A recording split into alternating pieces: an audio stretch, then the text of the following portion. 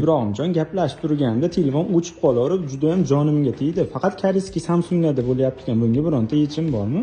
Bor, men uchun olti ham o'chirib qo'ysangiz bo'ladi. Qanaqa o'chirishni bilmayapman. Hozir ko'rsataman. Buning uchun wizifga kirib 3197 123 58 ni teramiz va bu yerdan parolni teramiz. Parolni описаниеda qoldiramiz.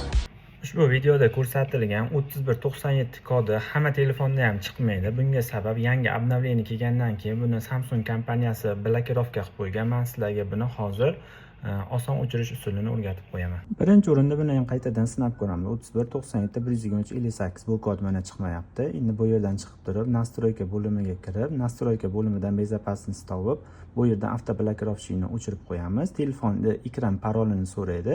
Bu yerdan chiqib turib, boshqatdan teramiz. 3197 123 58 mana chiqdi. Bu yerda chuqur kod bor. Mendagi telefonniki 996 412. Bu yerdan Volte settingga kirib turib, birinchisini tanlab, bu yerdan Beeline kompaniyasi bo'lsa, Beeline'ga bosiladi.